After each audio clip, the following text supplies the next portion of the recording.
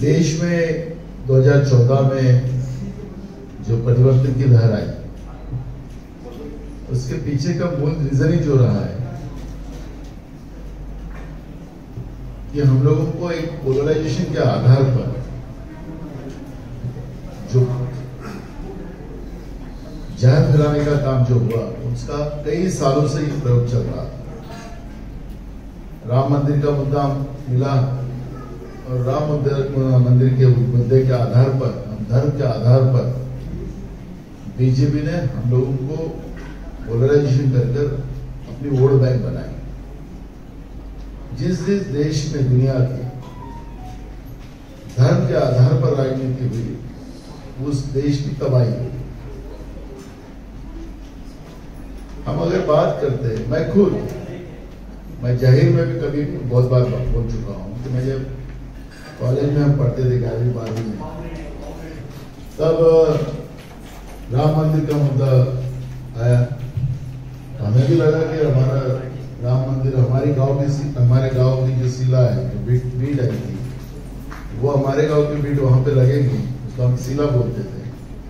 तो हम गांव में उसको सुबह भजन कीर्तन के साथ लोगों से पैसा इकट्ठा करते थे और वो 2-3 दिन चला। चौथे दिन वहां आए लोग और लोगों ने लेके गए, पैसे भी लेके गए और वो हमें पूजा करी, वो शिला थी वो भी लेके गए। वो शिला कहाँ गई उसका भी पता नहीं, और उसका अपना जो पैसा अपन इकट्ठा करके दिया था उसका भी पता नहीं चला। जो रामनाथ समिति, जो राम मंदिर की न्यास समिति थी, उन्हें कई बार कहा कि भाई वो तो पैसा हमारे पास आया नहीं, जो आया तो लोग चुनाव के लिए लेके गए। तो मूल सब्जेक्ट ऐसा है कि धर्म के आधार पर हम लोगों को जिस तरह से बेवकूफ बनाया गया, ये बात को तो हम लोग समझते हैं। मैं पोलराइजेशन की बात इसलिए किया कि हमें मुस्लिमों से डराया गया।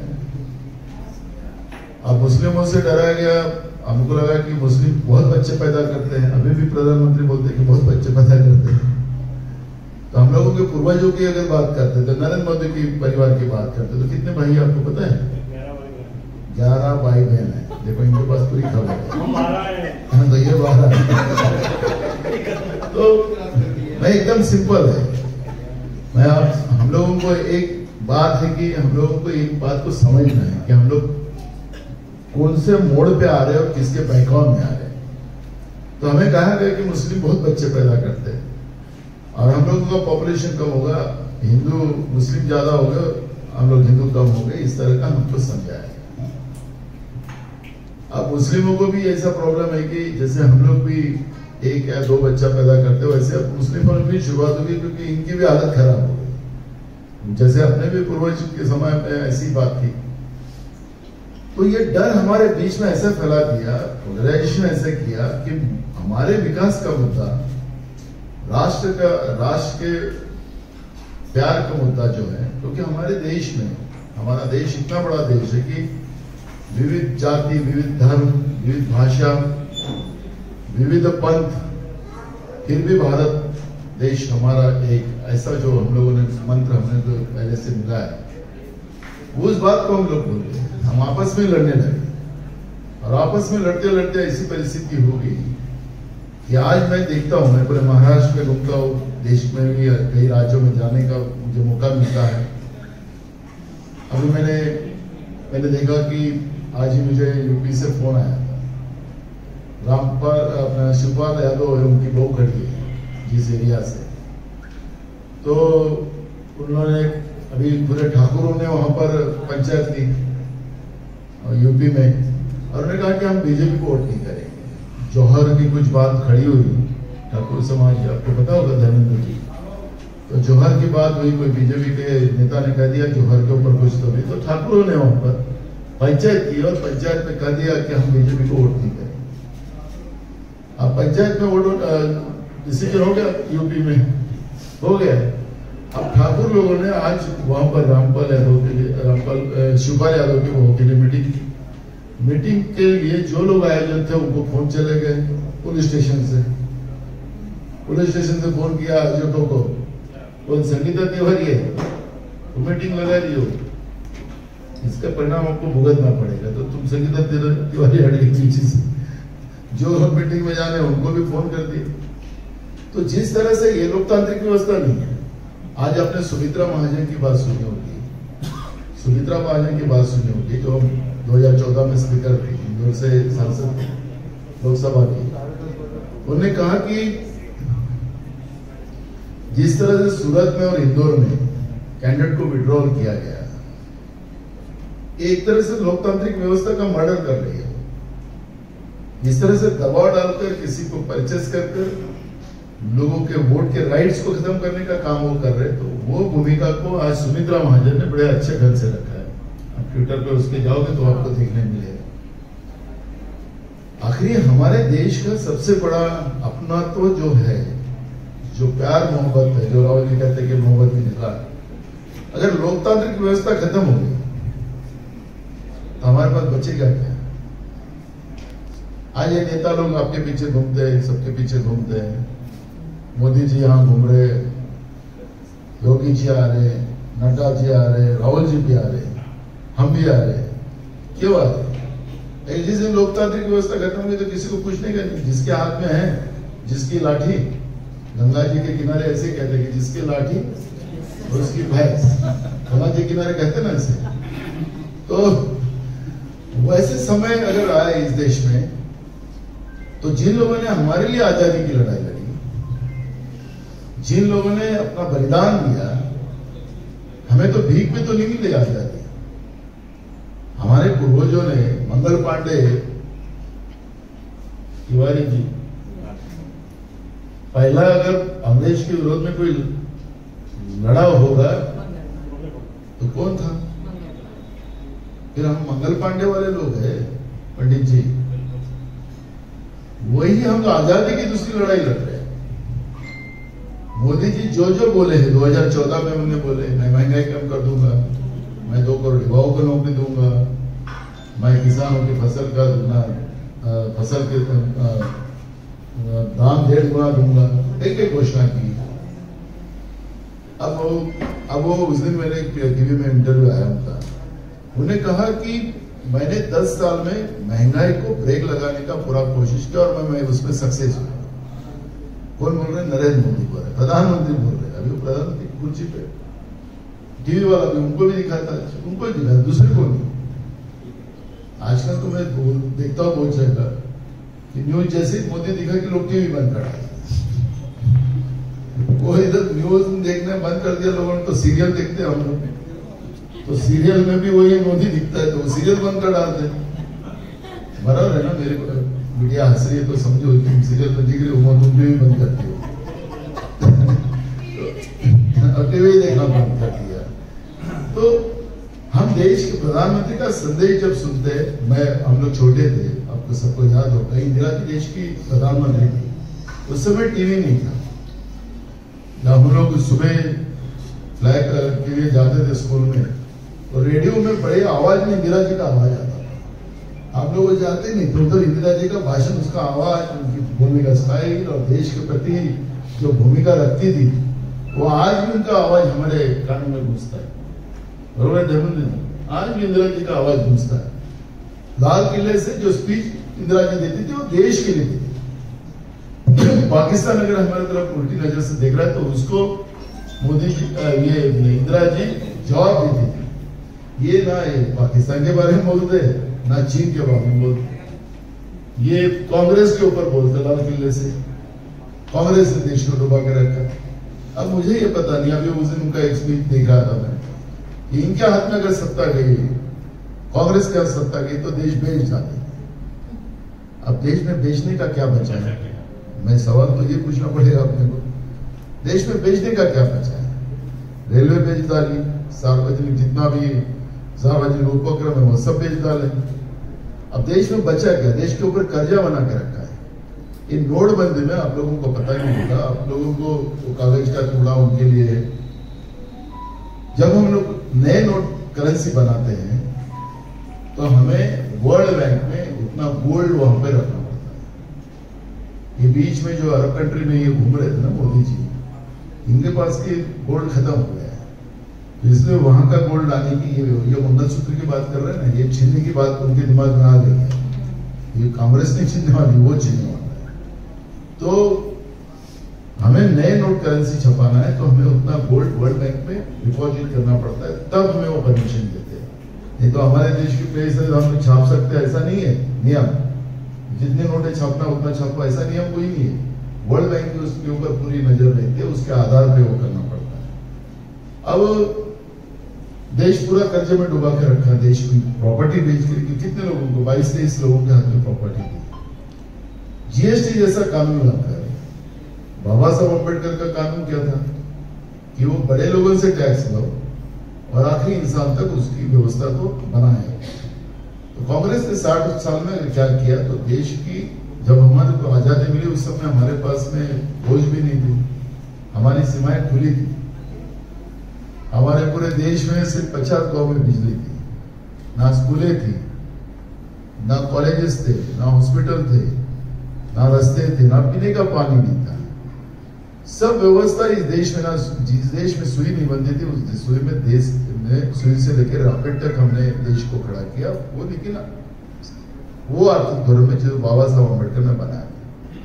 2014 में इनका मेजॉरिटी की गवर्नमेंट है, उन्हें उसको बदल दिया बाबा साहब अम्बेडकर का आर्थिक धोरण को और जीएसटी लाया। जीएसटी में इन्हें क्या किया, तुम्हारे से पैसे छीना और अदानी के घर में भेज दिया। सिंपल है। आज भी तुम्हारे पे भी महाराज लोगों के ऊपर भी जीएसटी है।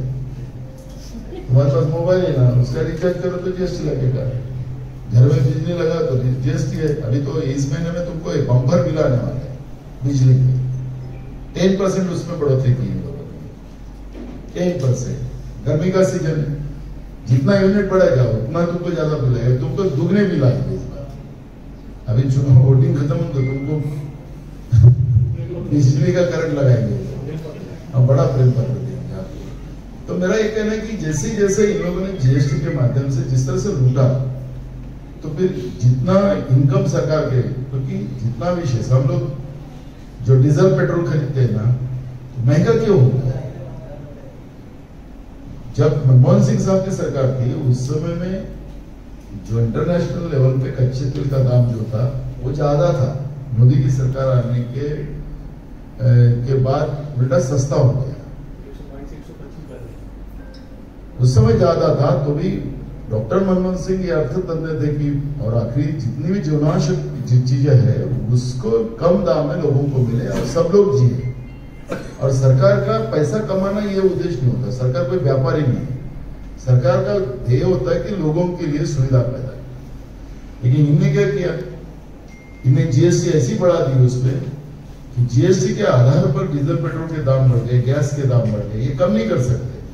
आपने देखा होगा ये धर्मेंद्र प्रधान तुम्हारे नाम से जो पेट्रोलियम मिनिस्टर था, उसने पार्लियामेंट में जवाब देते हुए कहा कि अब डीजल पेट्रोल के और गैस के रेट कम करने का अधिकार सरकार के नहीं है, ऐसा जवाब दिया। आपको पता है कि जब जियो के पेट्रोल पंप खुले, जब डॉक्टर मनमोहन सिंह साहब की सरकार थी, तो झगड़ा कहां हुआ वो बताया। मैं आपको लोगों को पता नहीं, झगड़ा यहां पे हुआ कि उस समय भी अंबानी चाहते थे कि तुम्हारे गवर्नमेंट के पेट्रोल पंप और हमारे पेट्रोल पंप, हमें आपके पेट्रोल पंप बंद कर दो, हम बेचेंगे।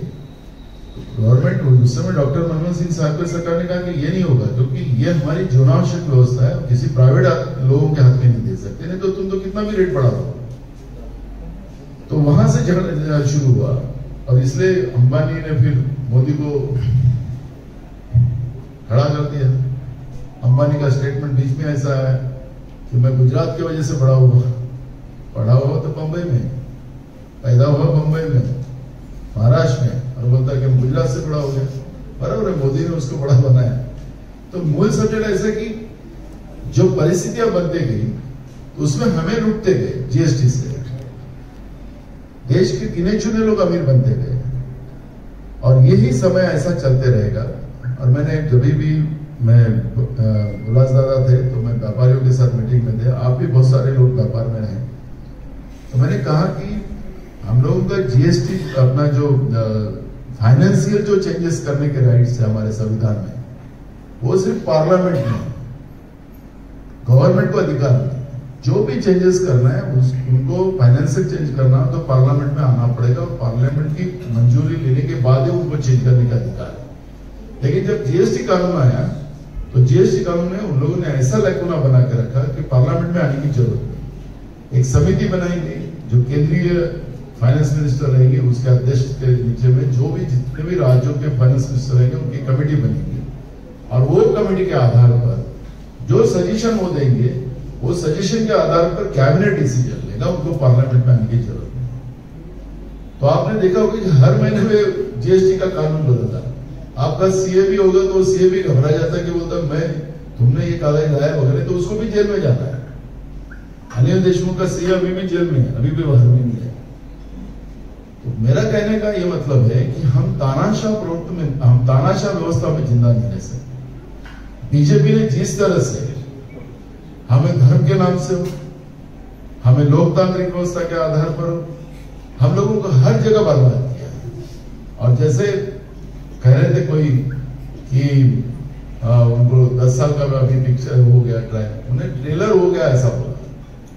10 साल में अभी हमारी जो सरकार चली उसका पिक्चर का ट्रेलर था, अब तो सिनेमा बाकी रह गया। अब सिनेमा बाकी क्या हो गया, रह गया।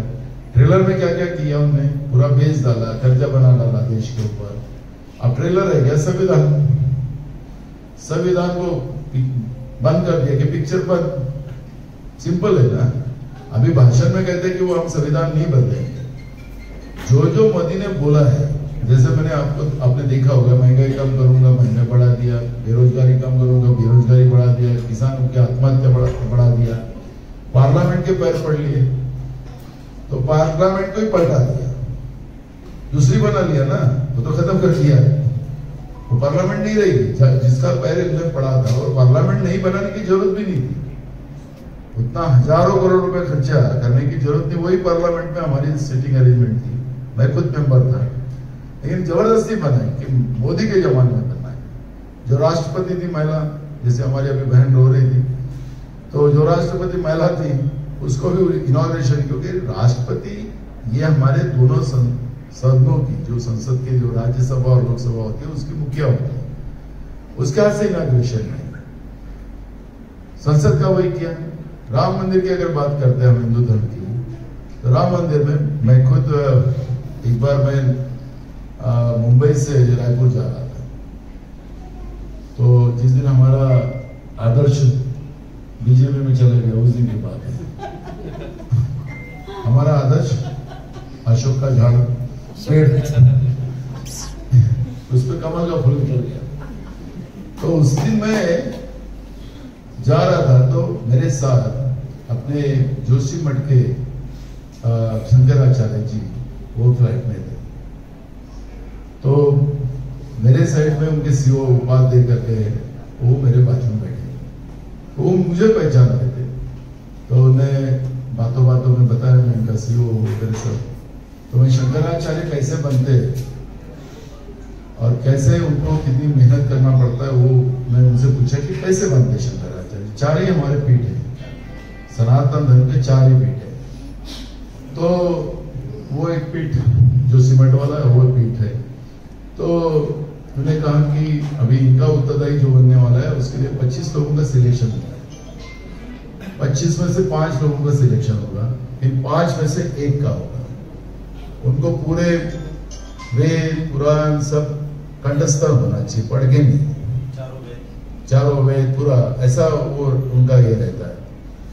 तो फिर फ्लाइट रायपुर में लैंड हुई, फिर बस में जब बैठे तो वो उनका पूरा स्टाफ और मैं, तो उनके सीओ ने परिचय कराया, ये नाना पटोले जी हैं। अरे आप ही नाना पटोले जी, वो मेरे नाम से मुझे पहचानते थे।